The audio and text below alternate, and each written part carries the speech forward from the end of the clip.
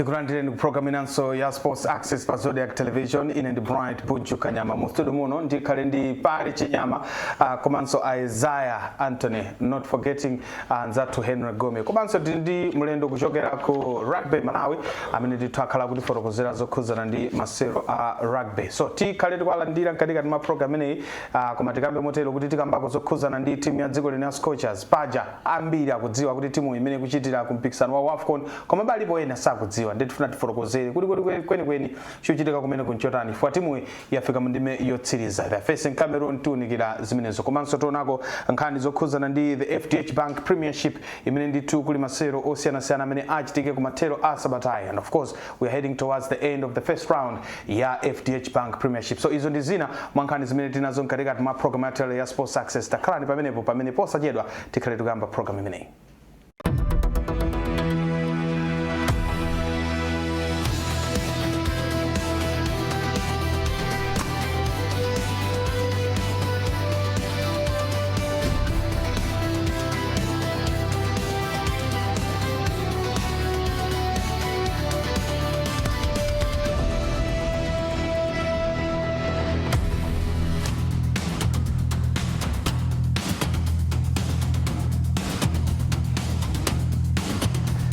Chabwino poyamba ndimulandira Isaiah tilimodzi mafana ndikuchira Isaiah Nyirenda ndati koma masaoneza kuambia Isaiah Nyirenda ndo ayekaya yeah koma iwe ndi Anthony we are not related. Chabwino takulandira program ya Sports Access ndimulandira sopale chinyama ziko kwambiri kuti imodzi program ya Sports Access ya tiyamikire kwambiri koma tikuzireni tikunja kuvala masweta alanga alipo vala ni masweta so ndifaka mabwera ndi mene osachifanda bwera ndikuona kuti ine tuka panja kona mene panja paliri ndati osapanga chibwana ati tivale Anawaya bikira at last time mimi anavala okay koma ndi mene kuliri kunjako sungavale dala panda posachera pompa will be joined by Henry Gomez just right behind the camera akudigirira kuti tichite ndi mulendo amene tinaye amene ndi Mr. Wordsworth Rashid ndi momwemo kuchokera ku Malawi Rugby Union amene ndi mlembi wa nkulu tathokoza kwambiri kuti limodzi program yathu lero zikomo kwambiri tiyambe tsopano program yathu ndi nkhani zokhuzana ndi masero a rugby kamba kunena kuti mu studio muno mungatakambira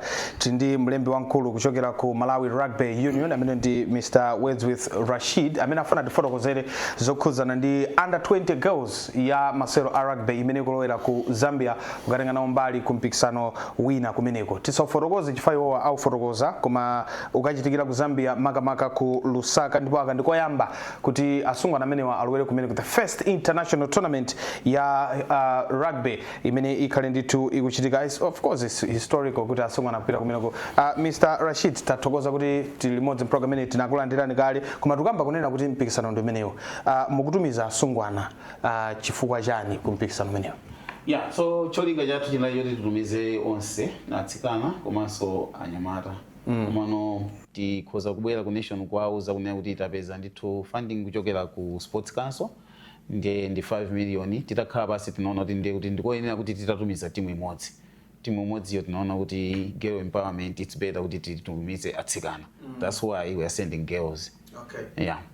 Mpikisano umene ndofunikira banji kumbali ya masero a rugby kuti mwina muganize okay I think titumiza atsikana okhawa anyamatawa adikirire kaya masewera amene wandofunikira medanira tukonse osawiri komano panopa ndofunika kuti titumize atsikana chifukwa chokuti nkhani ya rugby imayenda limodzi ndi ma values nkhani za chikhalidwe tikuona ndi nthawi imene tikufunanso kuti atsikana athu mdziko muno tiyapititse patsogolo kudzera mu masewera ndenga titapeza mwayo kuti tipite kunja tikapange participate tournament imene ife tinachoona ngati union kuti okay drama ndiyochepa tiyeni tipitise atsikana koma danga tilinalo titapeza kuti donor community kapena ma wishers abwera tikhoza kupitisa ndi anyamata omwe. Mukutani panopa ngati Malawi Rugby Union kuti mupezeke kuti mwina anyamatanso akwanisa kupita because asungwana nawo zawo zili bwino koma kuti mukwanise kutumiza onse ndi anyamata mukutani panopa? Leloli kubwera kwa kuno ku Zodiak cholinga chake chinali chimenecho kunena kuti tipemphe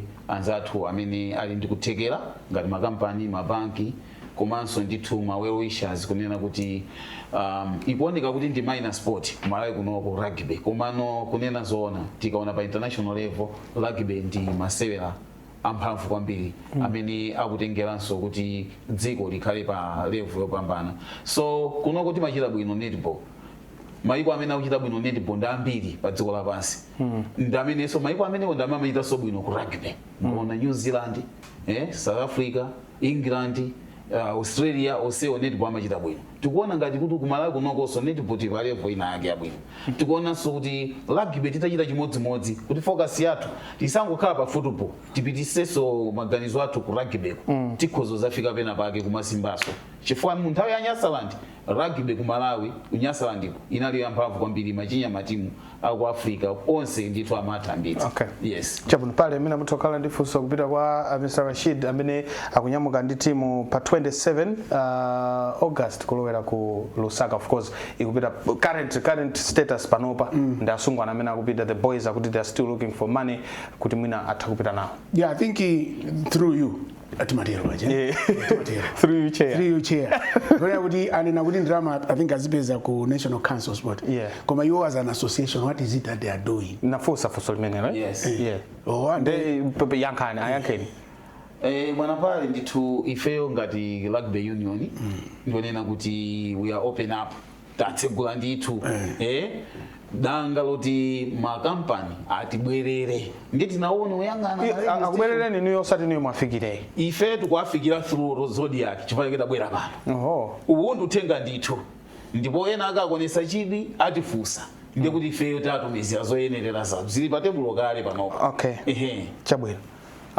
Isaiah mina mutokhala ndifusa Yeah, of course, because of Kala. Afuseni ndamene wamaindu mene timu ikupita ku Zambia. Yeah.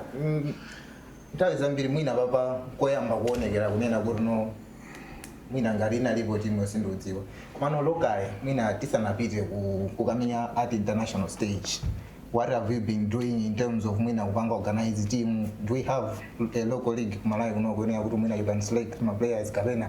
Mwazipanga modani zinthu zanu in terms of preparations kuti afika takamenya pa international stage.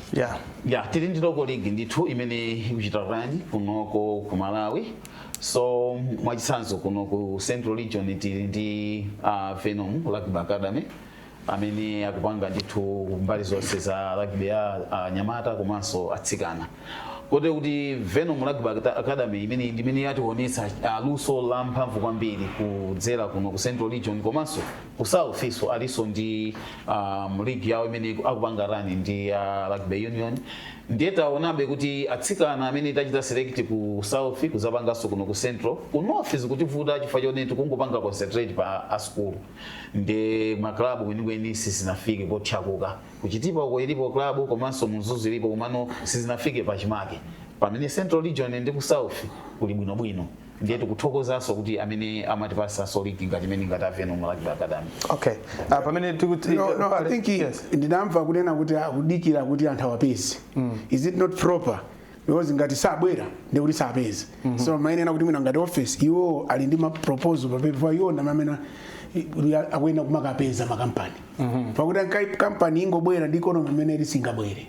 So zimafuna kuti ngwapempha iwo asadikirire kuti chota yankhula pa TV kuti anthu akozwa so samina akhoza kuona mina makhala mwina logistics and the like komano mwina mzimango yenera iniyo ngati ini yake mudzika kugoda alipo mawu ina kana nemba Bible munja kuti nakana kakamira pakhomo zaka kugona nkata kuti pano sindichoka pano ndipase break so iniyo so mukadapanga chimozi mwa kuti iniyo mukakamire pakana kupase. Okay. Awa mawakulu. Yes. Titero ndithu. Yeah, of course.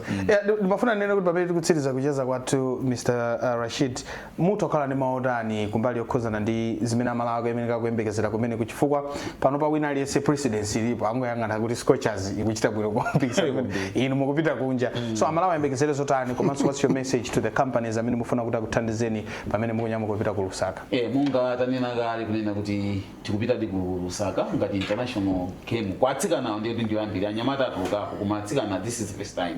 Ndeno tikuyembekeza amene akonzekerera atsikana athu tikuyembekeza kuti ndithu akapanga zinthu za mphamvu kwambiri komanso taunikira taphunzitsa ma life skills tikuona ngati kuti akukagulisa Malawi chikhalidwe akapita kuma games amene wao akaona kunena kuti ku rugby is about sport komanso about chikhalidwe. Okay. Ndiye tikukonzekera tikwakonzesera zimenezo kuti no tifuna akapita pobwerapo pozaona kukhala pa tebulo tizaone kuti dziko likhoza kuphunzirapo chani. mutumiza atsikana Scorchers iso ndaatsikana inde mukunyamuka Scorchers okay amene ndithu ndi Mr. Wordsworth Rashid amene akuchokera ku Malawi Rugby Union kutifotokozera zokhuzana ndi ulendo umene timu ya dziko lino ya under 20 ya asungwana ikupita ku Lusaka ukasera mu Varsity Sevens masero okhuzana ndi rugby. Ndiye tathokoza kwambiri Mr. Smith fa anali limodzi mu studio muno ndikukhulupirira kuti mwamva nkhani zimene companies can come in and help the girls kuti akachite bwino kumene ngati imene uchitira timu ya Scorchers. So let's just take a short break. Tikamabwera tibwere ndi Henry Gome komanso tibirize kupatsani nkhani zosiyana-siyana zimene tinazo program yathu yalero.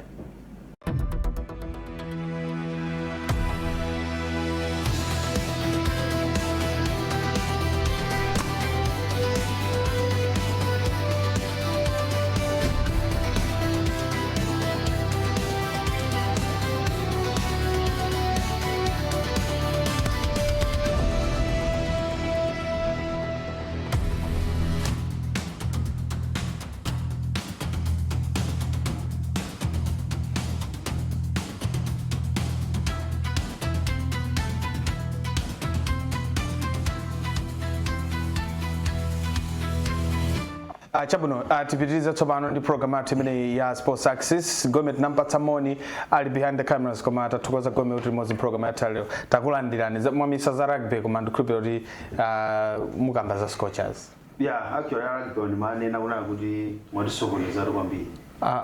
Chifukwa niyo manena mbwele wiki amao mapita kusoko. Lero ticheze za Scorchers. Okay.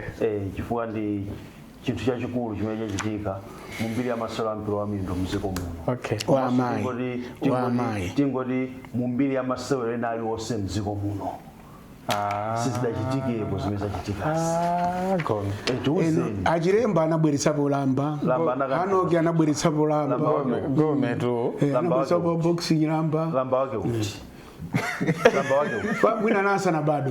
Lamba wake. Yosa madandola na. Yeah, sabalo mutsa. Lamba wake. Inu yetu kujua kuti ndino abadro na ojeni. Women's football komano tsikuti muchite kunena kuti no, let's discuss here. Okay. What was happened in this country as far as sports is concerned. Choposa chimene chachitika. Okay, we are going to discuss that. Atindi moni umene chabwino. Tiyambe tsopano gawo limene lokhozana ndi nkhani zokhozana ndi masera mpira wa miyendo ndi nkhani imene Gome waiyamba kale yokhozana ndi masero aja Women's Africa Cup of Nations. Kumeneko kwachitika ndithu mbiri yapaderadera ndipo timu ya dziko lino ikupitiriza kuonjezera pambiri. Ena akama ndifotokozera kuti koma timu iyi ikamasati kupita ku mpikisano wa Wafcon. Kodi idzakawonjezeraso pambiri imene yachitayi idzakwanitsa ndi kuti izo ndizotheka. Fapaka dali pano timu iyi for the first time inapanga mbiri yonena kuti mbiri inayambika kuchitika pakanthawi yopanga nena kuti ikasere ku mpikisano umenewu wa Wafcon. They qualified for the first time mbiri yoyamba imeneyo. Mbiri yachiwiri ndiyoti idakasewera ku mpikisano umenewo koyamba itafika ndithu ku Morocco. Ndipo first game yawo anachitaso mbiri kugonjetsa Nigeria for the first time kuigonjetsa timu imene ndi ma defending champions. Anazapangaso mbiri ina yapadera kukhala timu imene ya tuluka ma group stages kukafika mu ndime ya ma quarter final. Kukapangaso mbiri ina kuchoka ma quarter final kufika ma semi final timu yonena kuti ikamba kusera kumene kumpikisano umeneyo. Ndikupangaso mbiri ina kunena kuti zikulira malo kupita kumpikisano wa maiko pa dziko lonse wa FIFA. Ndikuonjezera pamene ponso ndikufika ndime yotsiriza ya mpikisano umeneyo. Apa tikuyembekezera kuti Sunday lino tuone kuti asungwana amenewa atibweresere zotani. Let's go back just a little bit. Masero mbiri mosi. Itimene. Ya Kosafa. Iya itikunena za kumpikisano wa Wafcon. Ndi mbiri zimenezo. Mbiri yoyamba ndio nina anatenga Kosafa. Imene national team ya Flames inatenga. Okay. Ndi mbiri imene. Okay, iya kama ni mapanga za ile kama ni mapanga za Wafcon. Inofana mwene manena za mbiri. Mbiri inayambira baba hapa. Kumabwera ukuku. Andi mwajira bino kwakumbutsa. Nani ndikumbutse. Ndikumbutsa ine. Mwena mwaiwala. Mbiri sima yambira pakati. Mara ile msamakale limodzi. Mbiri sima yambira pakati. Chinamba msamakale limodzi. Mwena buju ndikumbutse pang'ono anthu atatenga chiplay chichani chisosala anthu anaenda kuchoka kuchireka kadira kai anachoka kuchireka pansi kuzafika kuno ndiye mukasiye mbiri ya kosafa imene sinatenge sapana pale matisarose bwana zinthusa ya ndungu akumbusa mbiri yamati kama kambe panopo program ndo ndiyaiku ya chimene matanda uzapije ngome sukumvetsa tikunena kuti yachimbale changatandana sokosa nayo ndiye mukasiye kosafa yasika na bwana mundilola kuti ndipake introduce program uje pangani omsamba sizaji bwana pa kufanya yakuluka even here but akuseka kuti okay mkaneleka chimbale kajabe anthu anabwino ine ndimapaka focus on Wafcon koma mbiri anena pale ndiona ndithu kuti timu iso inakatenga chikho cha kosafa anyamata ndithu asanatenge koma naona ko even Messi amuone player amene amapita kusana ku national team anakuti atiti sangalale kuma tisanyoze kwinako ndiye apale akulesa kuti akufuna zolose kumene but anyway focusing on the game imene timu ya dziko lino inayo ndi Algeria tiyambire pene pomwe ndiyambire ndi pale kunena kuti ambiri of course amalawa masera amene aja kunena kuti amwina Algeria eta kuti pasa phuma ndi zina zotero you are one of those guys amene unena kuti I think ndikuiona timu ikufika mu ndime yotsiriza but here we are yachitadi zimene ziyafika mu ndime yotsiriza. How was the game? Yeah, I think inali game yabwino kwambiri and chimene china ndipangitsa kuti ndine kuti akhoza kufika finals ndimayang'ana game mate namenya ndi Ghana how technical we are because Ghana was a very technical team as compared ndi imene Algeria mene imasewerera and ukamona Fazili game iliyonse I think amabwera ndi system yake kapena style yake chifukwa utaona ya Nigeria ija ife payambirira tennis angumenya mipira itali bwanji angumenya to iwe si wina kana nozidi iwe ndikoche akuzoa zimene auzana mmene mucha eventually mona kuti ma spaces amene aja anabweresa zigoli now maybe tikanena noza game ya Algeria ija ndio kuti Algeria of course anali ndi tatsikana tibenda very technical very good on the ball komano ndijatina onena mwina unformation kuti let them have the ball. Let them have the possession. If they will know what to do. So zinachitika ndizimeze zokuti and that game ya kuti chawina ndi jenija zigoli zinali zochepa chifukwa tinaponya hapa kumbuka kuti tema anaponya zigoli ziwiri zimekana tauchinya za clear cut or ina kanganata kuchita lay off wanzake koma tabithaso at least zina so ziwiri so many tinachitisa mjaso you can't get every team every game you must do approach man to win which I totally ndikwavulia chipewa atekniko chifukwa matches kuti City na imbekezere tukazofika finals koma atsikana watida bwitsa tonse kuti afika finals now finals ineyo sinifuna kunena kuti no we are going to come to that yeah but sinifuna kupanga focus on Nigeria we are going to talk about the final posajira pombe Isaiah I mean semi final match Algeria 2-0 first half of course Rose Gadzeleso 900 red card but 2-0 first half second half 3-1 the minutes in Atela. I mean how would you analyze the game? Choyambiri mina hats off to that analyst wa Scorchers. Yeah, of course I wanna be ngarmena ni nina vale kuti timu jomoni ya mina each and every game we are coming with a new approach porenga ndike mene rumenya nayo mene ina yambira game jomatabe une aborifeo pamono kwa kali mabanga struggle kusiana ndi Algeria mene ina lead so we wanted to catch them on the break for not in the atika no nda base so chifanya base ine jawo ndi mene na tuinisa uno we drew my defender Algeria kugari banga fa umuntu amene mafuna ligi so denying scoring opportunity ankajabezo no red card inabera parango bya red card bero jampamene bana attack game ya Algeria kwina kujako mkoti so basa mango pupa guys and like enough kwa hiyo kuno zinajitika kuno Rose got the red card akana ka Rose didn't get a red card game major kana tumenye hivi 20-0 musela ya my point ndio nina urno minute nali 11 umene nali 10 it was a different game mina before Rose kurenga red card tikantronya mina zigoli zitatu Rose 9 but we had several chances timavanga out number vali vose 5 failed tunajoza mina mene nali Algeria je pakati pa mpabwino so if you mapanga bypass pakati pa Jordan ndingochimenya tikaveze ma strikers athu ndapesi ndamphamvu tikozobeza chigoli chifukwa pakati pa Germany kabengari kuti akuti panga out number maona kabengari pali kakabubeka kakulu fantasy ambira mari wanga draw kuti timenye ngati defending choncho chifukwa ndio panali chigabu chachikuchoka pakati ukafika pa ma strikers athu ngamena wamenya flat so ubera kwa red card imene inabera first half I think inaveza nomina yatipanga yatisokoneza amene tinamenyera and the second half anthu ajanaoneka kuti mwina abwera ndi mtima onena kuno akhoza kupeza chigoli. That's why arapeza chigoli chana kuchecha 2-1 jija maoneka kuti mwina they were motivated like enough we used individual brilliance tapezota chinya chigoli komano generally kuzonea kuti ndi game nena kuti tinasevera bwino potengera ndi timu imene timakumana nayo. Okay. Chifukwa technically anthu ajana ali abwino. Okay, going back to Algeria, of course, we are going to focus on the final in our next round, our discussion. Komano, going back to the Algeria match, I mean, how do you think what do you think Zikachitika feel we should win that match 3-1? Komanso talking about the red card ya Rose Kadzere. Yeah, team basi. Team wana kuti tufuate pange zithu. If you look at the girls panopo, they are very much motivated. Akala ground mujamu akumachita kuonekeratu kuti asikana wandi team wana kuti afuna kuti apambane. So you could actually see that my games also made a card kusweracho. And going into that game ya Algeria you uone weyo game jaitata. Ndio uone the gestures atsikanacho. They did not celebrate the way they celebrated Tita menya Ghana pa quarter final. Okay? Because for them, that victory at Ghana is very, very much important because it secured us World Cup qualification. And you could see how they celebrated. But game ya Algeria, one game jaidata. Could yes Africa the final, but compare the celebrations. You could actually see to them it was like azolowera kuwina. Okay? Azolowera kuwina. Scorchers Africa mene?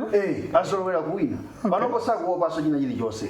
You know umafika point ina again kuti confidence imakhala high basi. Confidence levels imakhala zili high. Okay? Yeah. Suma opaso kuti whatever challenge ibwere, bring it on. Okay? Bring it on because you are highly motivated and that's why asikana Africa. So you could actually see that per game makumana ndi Algeria. Yes, Algeria is team yabwino also based on Marisasa Mena Karawabeza Mbuyomu, but you could actually see that game. I should agree with him. Even technically, we are on top of the game. Okay, Love Mofazili and the rest of the team, of course, like in a Sudan. I want to the guys are on top of the game because every game is they are able to read the game, even management here game. You might want to get out and to absorb as many as bank. Okay, so I should say yes, going into that game in there, I was very much confident. Yeah, we had a discussion actually before that. You said that. Yeah. And of course, the red card arrows is saying maybe if we had it been not for the red card, Nagan is going 40.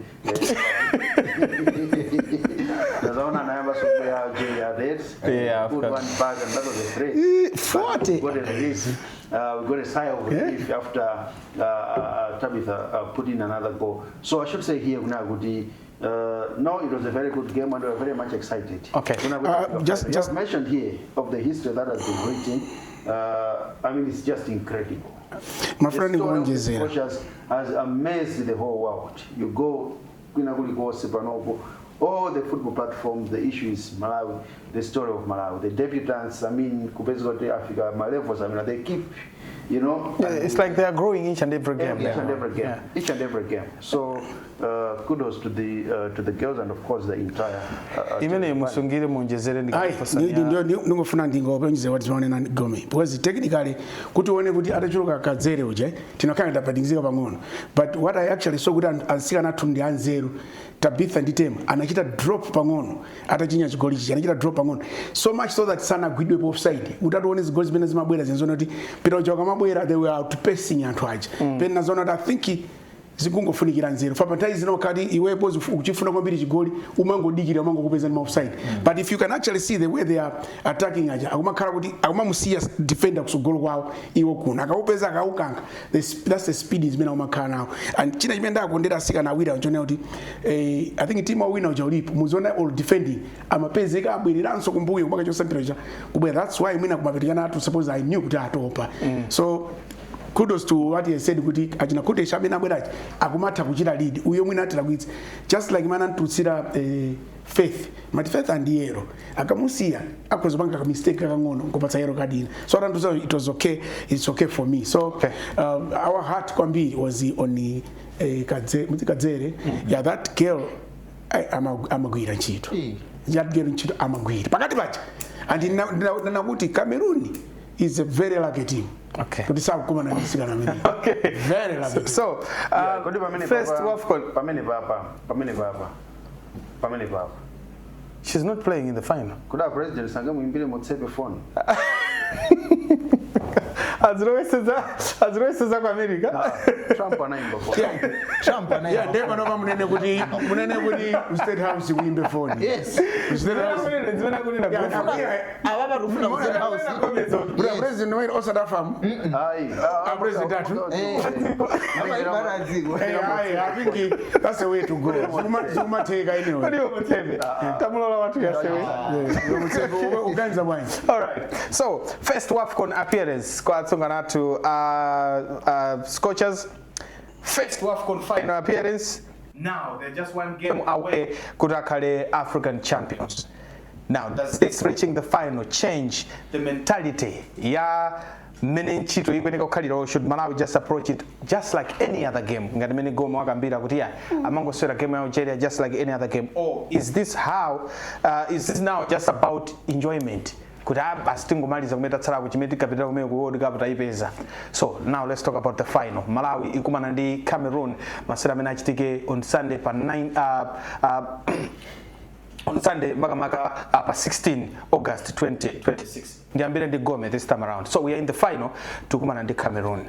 Ma chances athu ndotani kutengera ndi zimene wafotokoza komanso kunena kuti the approach mene nalili in the semi final. How do we go in there? Should we just say kuti it's just any other game? Kapena mwina we are going there kuti we are fighting for the championship. No, this is not any other game. Any other game zinali kuyambira komwe kucha. But where we have reached now, this is the climax of the tournament. Pamene no, the goal, the ultimate goal is kuti titenge chiko. Bas tizikita kunyumba. So panopo palibe zona kuti this is just any other game. Panopo atsikana athu tikalimbikisa na kuti go and bring that trophy home. Chibwere basi kumalawi kuno. So that's the ultimate goal. That's the focus. Okay? So game imene iyi ndi game imene yofunikira kwambiri. In the history of football in this country, this is the most important game. Gakuti mwamenya magame odani mbuyo mwakuti 1980 chani, kunali chani, 19 chani. In as far as football is concerned in this country, this is the most important game in the history of Malawi. No, we are just saying zitumene zilili. Okay? Zitumene zilili. Iwe ziko linalamba amenya ko game yofunikira ngati imene iyi kumpira. Chiyambire ni football kuti ati kuyamba football kusoda kumalawi kuno. This is the most important game in as far as football is concerned in this country. So the game imene tikalimbikisa kwambiri asikana kunena kuti ayikirepo mtima just as they have done throughout the tournament. Ma games also amene asewera. Team ya Cameroon is also a good side. Ndaiona mmene ikusewera. Okay? I saw how they played against Nigeria. Iyo aja ku tournament kuku they have struggled against Nigeria kwambiri. Because they have reached the final mbuyo mkatatu. Okay? Koma amaluza final kwa Nigeria. Okay? Abafika so final kati number 4. But if you look at this time around, on the road to the final, anakumana ndi Nigeria pa quarter final stage. And anaimenya Nigeria 1-0. Okay? Which shows una kuti iwowa, I think they have improved now. They have found the winning formula.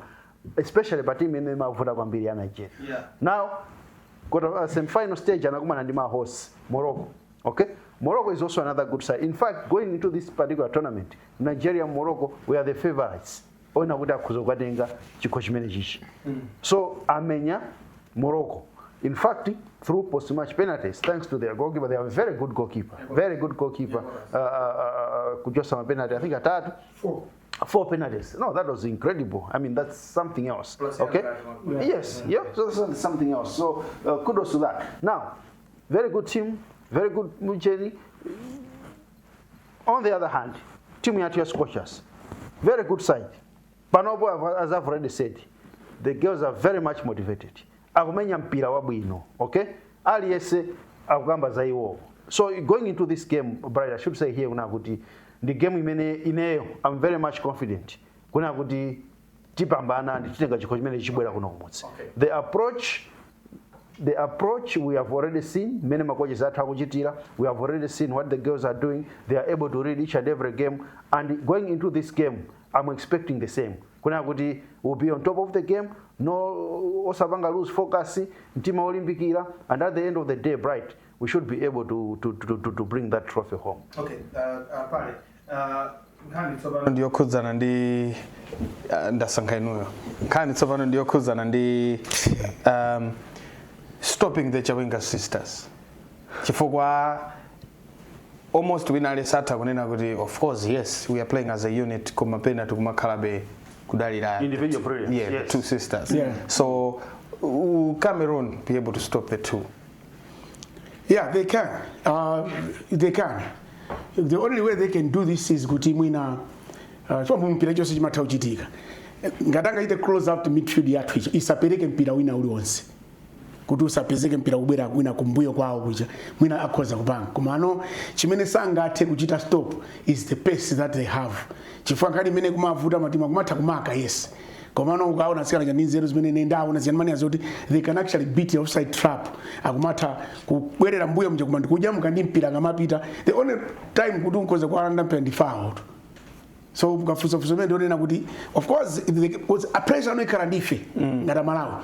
Pressure is on us. We have beaten giants ngati Ghana, we've beaten Nigeria 10 times champions, 13 times finalists, and you also anamenyapo Cameroon katatu consecutively. So pressure no ilipa ifeyo ndi record imene taika.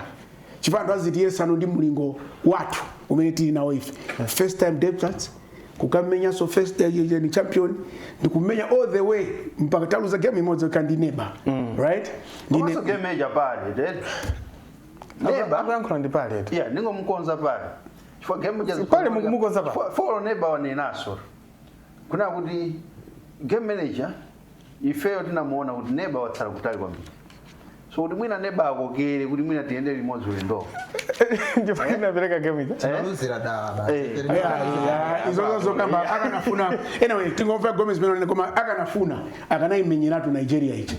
Ndio kuti bwezi kwendera limodzi. Osakazo nena kuti anasi kuti ife atimenye kuti utatsala kuti ndi anatimenyeranji. Kana ono utatsala kuti kwamba anatsala ndiwo acha. Zimene akunenazo. Anatsala ndiwo. So ifeyo tinaluza game ichi honestly utaona confidence imene ndi Zambia ndi ife inali osiyana. With approach ya game ichi. Koma that aside we are saying kuti magame amene tamenya ambiri approach tinali yoti yabwino kwambiri. So the approach kutakoza kuchita stop this atsikana awawa mwina ndiyo vuta chifukwa kupatula kuuzidwa ndi technical zochita kupatula kuuzidwa ndi team work yoti mapanga iwo as individuals atsikana Tabitha ndi Tema ali nzeru zawo zawo zoza pauka and ukamona maga Tema ali ndi strength yokuti olada kwenda kumaka atatu. You remember ya Nigeria atatu amatulu kapo pa group acha ndikumapita. So kutakoza kumuyimika because of challenge kwambiri koma the only way they can do is maybe to outnumber us pa midfield sakale ni mpira. Chifukwa kunena kuti ali ndi mwayi kuti rozuja kulibeko. Okay. Chabwino. Isaiah Gome wakamba nkhani nena kuti we are meeting a team imene has been in the final for 3 times. This is their 4th time.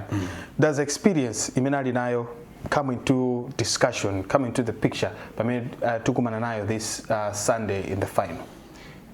Yeah, tikoza kunena kuti mina experience koza wabindulira komano zitengera kuti mena mamenyedwa amwe inali ngati vaccination chifukwa ka vaccination ndeno umakhala mina you grow that strength yonena kuti no matenda amene angabwere patsogolo sanga kukhudza koma ngati anali ngati just my defeats ndono I can't see them beating us. Of course, they have been a very good team ku tournament ukuku. Sana lose ko game. Of course, ndi team yabwino defensive team yabwino. Koma bendo mona ngati mwina on average they are scoring game modes by game which goal modes by game yose. First umapanga concede.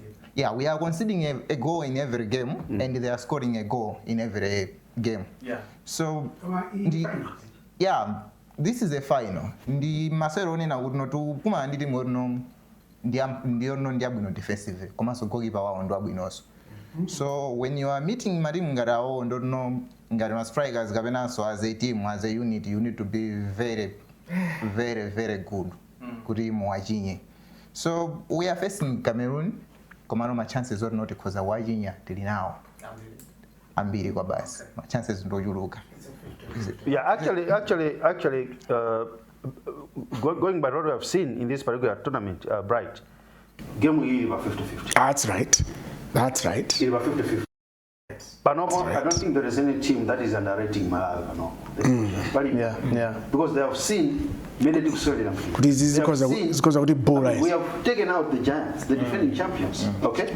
So where we are now, look, Ghana, they beat us 4-0. The final preparatory match made Mamos can pick some. Inuyo munato. In fact, usanapitize Gome, iweyo kweneka upepesi. No, because Tima and Kuras is necessary, we could eat Konse. And those Ndemu zimene munakula zizina konzedo. and we managed to finish. Okay?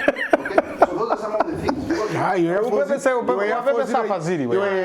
4-0 jamesa ana bitha panja na 17 points. You expected us to come here. No, apepese ndi yeyo. Pepese ne?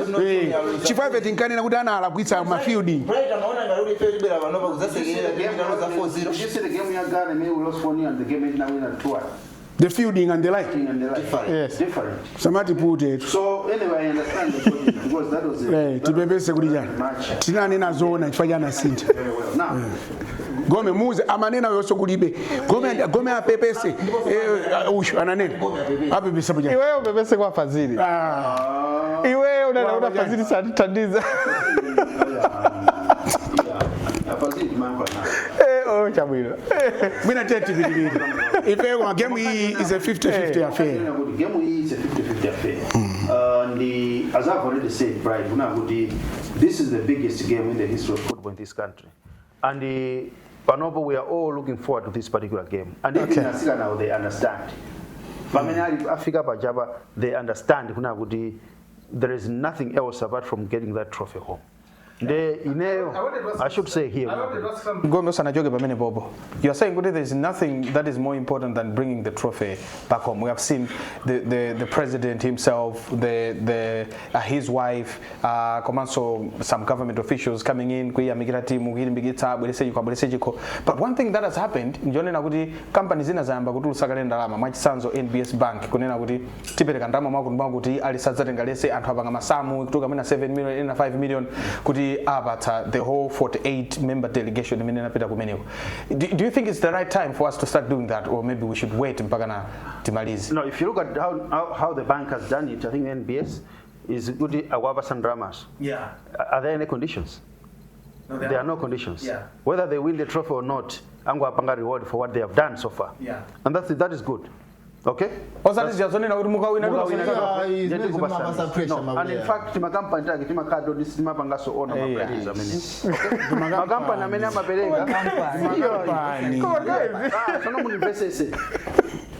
iwetu kulena ngongole kamati makampani ngongole na sanapeleke analonjeza 5 years ago mpaka pano sanapeleke iya the investment iya timakampani tibe ndalama timafuna bochukirapo ukumva hiyo makampani ndio amabwera kuna kuti kupeleka ngati soft kazi ne makampani amene wao no we still have to respect them. Okay?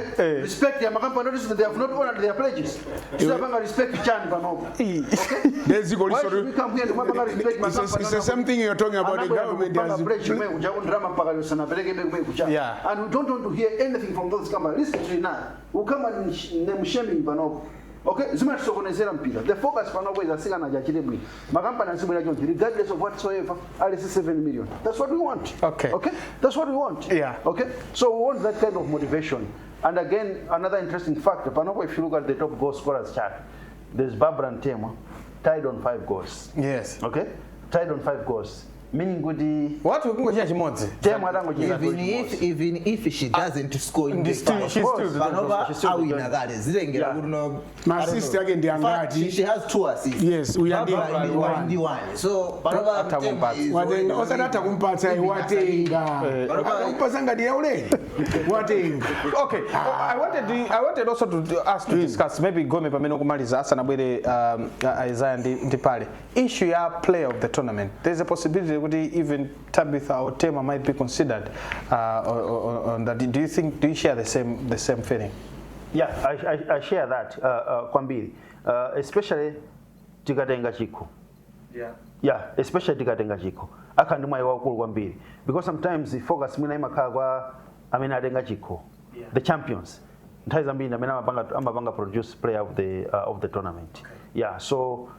Obviously, we should expect either Tema or Tabitha could have player of the tournament. All right. Sure. Isaiah, on that issue, do you think we are correct tikamanena kuti the two. Yeah, we are very correct.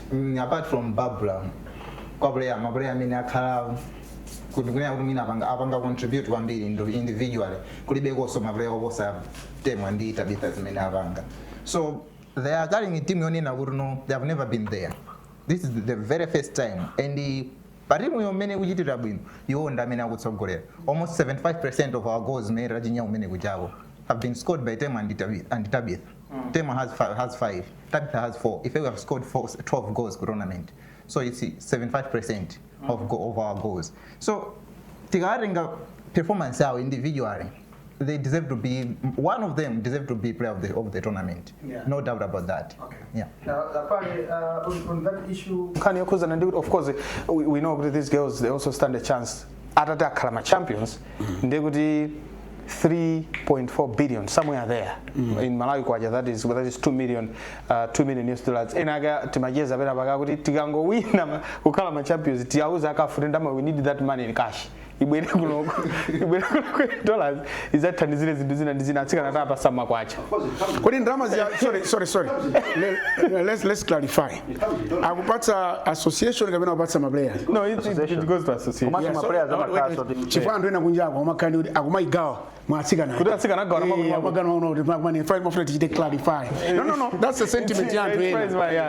My sentiment ena mona kadi the qualification in World Cup. Appearance fee oka. So this should be cleared, guy. Drama zupita kwa association. Yes, it is association. That's why there is a game bonus for the players.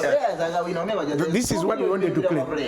To clarify. Appearance fee for the Yes, appearance fees. Onse zupita kwa association. Boys kunja kuni mamva ina kuni masika na kani ndana. Ndi hai. Drama zangu zimini au za formula ndra bonus yangu. Masika na to guarantee 15 million per player. Yeah, come on. So my game. This is I want to fusandi fusati. For sure, with the football association of my single was here, John. They will definitely reward them. But this is what the biggest achievement in as far as football performance here Tema and Tabitha, do they? They really deserve. Chifuka kama na Tema wakarapo ma continued man of the match of player of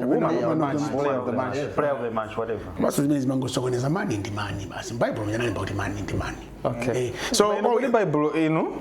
Yes.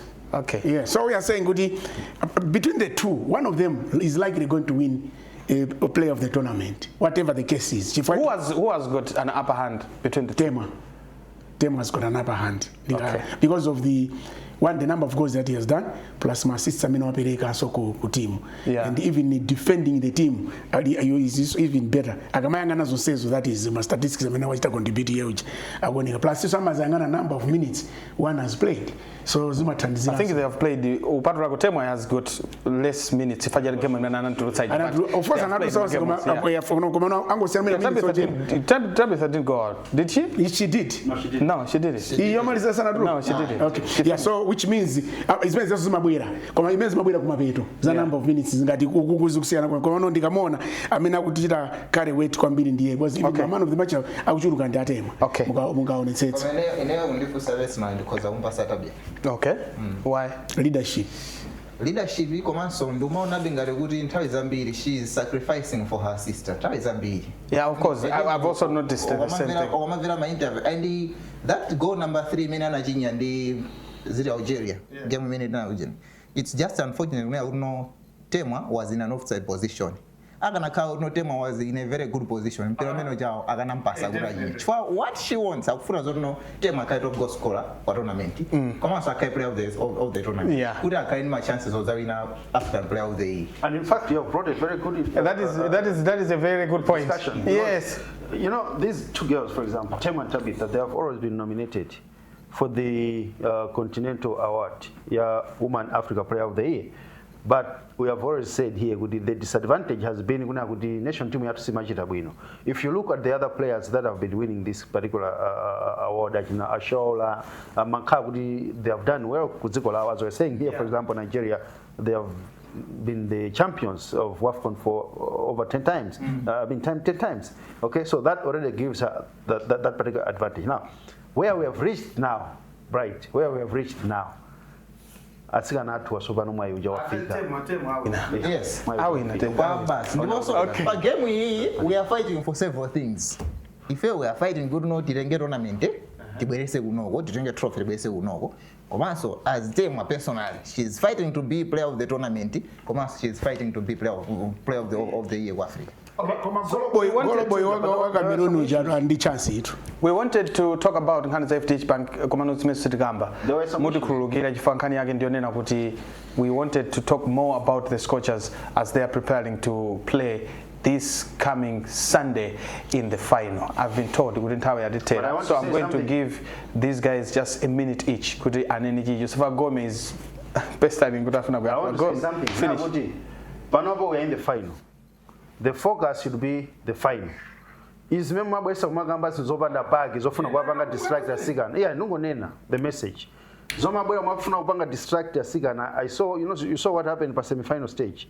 Zokamba zambiri mbiri ena bwera ko chifukwa chani hey izi zakuti ena paka papanga wish the team kuti ati lose chifukwa cha zimene zijasi.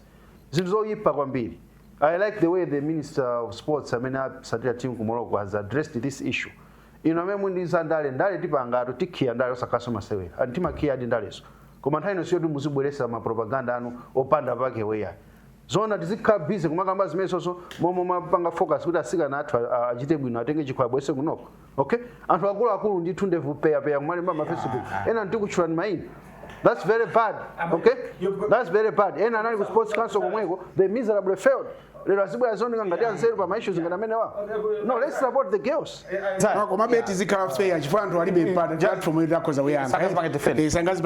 So we should be fair. Isaiah, that's why we haven't mentioned names. 10 seconds. Have we mentioned any names here? We are going into the final, so we always definitely zabwino kwambiri atsikana athu. Tiwine tisangalale bwino. For me finally I would have loved ana kaude apezeke panthu ena kuti mpira chatita kuonera kumkaba ndi pa bingu pa screen paja kandi pa city center paja pali chikamuzu paja atayika malo ambiri makampaniwa ngati afuna kuthandizira ngobwera akalipire ife tikaunjika nemene muzikaonera because the national bank has been doing that. Yeah, my kwanza tumatoka street imene kuipanga imene ili chilambula ije kupamete kuika screen kandi se wa yapo ndi anthu apita akaonere game imene chinde kuti tikulikonda dzikoli osa musafutike ingobweretsana akulu ndalama kafuseni ma screen pempe na ma choice atikire chimene chicha. Okay. Ngati pali chinthu cha nzeru chimene yankula program yonse. Congratulations. Pera mazoneka ngatopanda njere. Mugwiza naso. Awa, imagula jodi mukapita kokapamba. Namba pa pombewa. Yeah, that's kutenga. Yeah, namba pa pombewa. Ika pali mtozana mati matonde amakalo chenjera ko option ndi magawira iwe. Yangani kwera pali chipo iwe so yangani ukangothawisa kuchapa. Ndia tokoza kambiri ene Gomez fanya bwera program ya Sports Success na tokoza kambiri Isaiah akomanso pale chinyama. Good idea kunena kuti anthu akakhalipa gulu kuti mina akaonere limodzi. So definitely zabwino zonse asungwana athu as they are going to play in the final on Sunday. That's 16 August 2026. Wow, bring it home. The message kujokera ku Sports Success. All of them have agreed. Bring it home. So asungwana, yes, you are playing against Cameroon, but bring it home. You have done it. Mbuyo Mosemo. This is the moment for you to bring it home. Muga olomuta katu mabwesa jikunyime no se kuna utapanga retire. Zabwino bwino. Legends.